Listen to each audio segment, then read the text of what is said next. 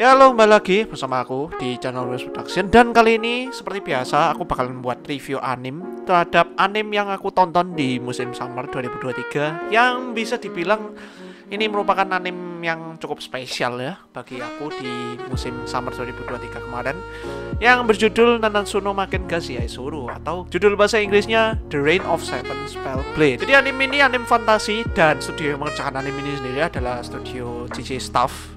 Dan adaptasinya sendiri merupakan adaptasi light novel. Dan anime ini sendiri menceritakan tentang dunia sihir, di mana terdapat 7 spell blades, sebuah ilmu pedang sihir yang dimiliki oleh orang-orang terpilih dan sifatnya sangat rahasia.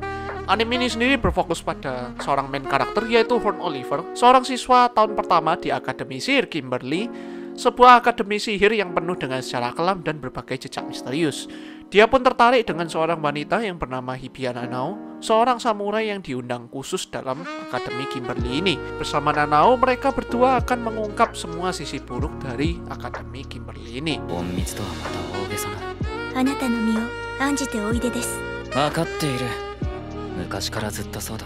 Oke, jadi itu sekilas garis besar cerita dari anime ini sendiri. Dan ya, seperti yang aku bilang, anime ini cukup spesial ya, karena bisa membuat aku itu cukup terngiang-ngiang sama anime ini sendiri. Dan yang aku bingung sendiri, kenapa anime ini bisa nggak terkenal, malahan dicap jelek di MAL. Kita mulai dari konsep ceritanya yang sangat mirip dengan film terkenal yang sebenarnya ini mestinya setiap dari kita ini sudah pernah nonton ya, karya J.K. Rowling yang berjudul Harry Potter. Di sini kita bisa melihat bahwa world buildingnya itu sangat kental dengan dunia sihir ya.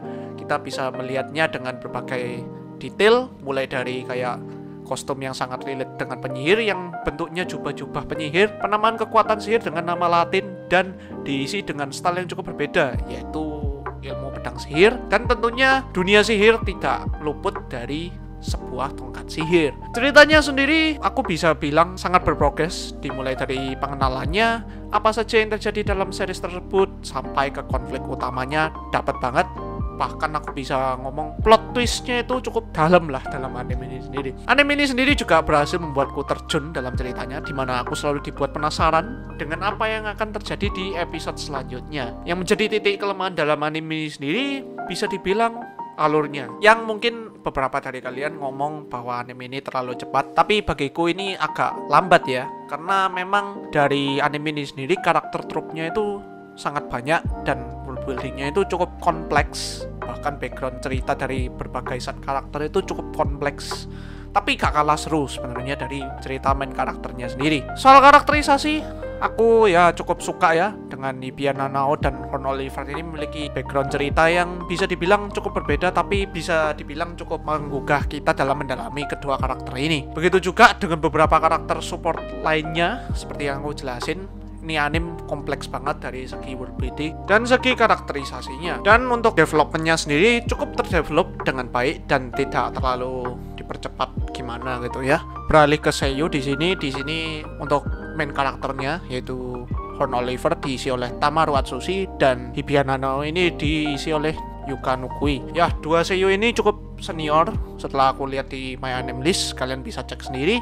Dan untuk beberapa seiyuu lain kita bisa melihat nama Kakuma Ai, terus Ai Kayano, dan ya masih banyak lagi lah seiyuu senior yang ada di anime ini sendiri. Dan untuk visual dan animasinya tidak biasa dari JJ Staff, dimulai dari visualnya yang menurutku ini cukup bagus ya, meskipun agak gelap-gelap gimana gitu kesannya ya, mungkin untuk mendukung kesan fantasinya yang cukup gelap juga dari cerita anime ini sendiri. Dan untuk animasinya ini yang aku senang dari JJ Staff, karena biasanya JJ Staff sendiri ini kebanyakan melakukan blunder ya, entah karena kebanyakan project atau mepet deadline atau gimana sejenisnya gitu. Tapi kali ini kayak beneran bagus banget.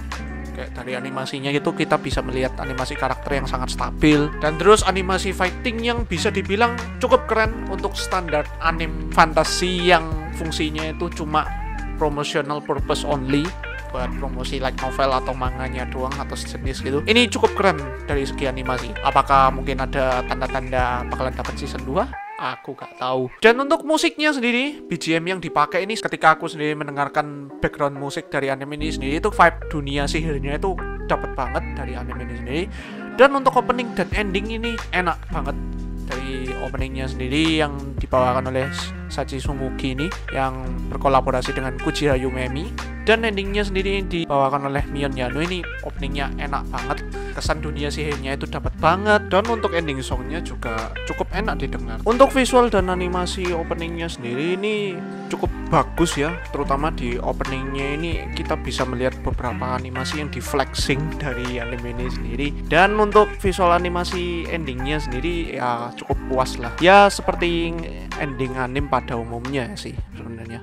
Dan ya begitulah review tentang Nanatsu no Makengashi Aizuru versi Milios Production. Ya pakai nanya ya, anime ini sangat worth untuk kalian ikuti, terlepas dari review MAL yang cukup jelek ya. Ya aku bisa ngomongin kalian kalau review dari MAL itu nggak segalanya gitu ya. Anime ini bagus banget, kalian wajib nonton anime ini. Dan apakah layak mendapatkan season 2? Pakai nanya lagi, sangat layak dapat season 2. Bahkan aku sangat menunggu kelanjutan cerita dari anime ini sendiri. Ya pokoknya anime ini worth banget lah untuk kalian tonton sebagai anime fantasi yang ya kalau kalian ngomong ada native isekai, tapi anime ini bukan native isekai. Anime ini masterpiece lah, underrated masterpiece. Ya, jadi segitu aja video tentang review anime Nanatsu no Makengashi Aizuru ini. Bila kalian gak setuju, silakan coret-coret di kolom komentar. Dan ya jangan lupa interaksinya juga. Dan bagi kalian yang suka video seperti ini, jangan lupa subscribe, like, dan share-nya. Dan jangan lupa notification button-nya dinyalain juga demi mengetahui update-update terbaru dari Milios Production. Dan bagi kalian yang ada di B-Station, seperti biasa, jangan lupa follow dan like dan share video ini demi perkembangan channel Milios Production di B-Station. See you guys and stay healthy. Bye-bye. Akhirnya keturutan pisan review anime iki.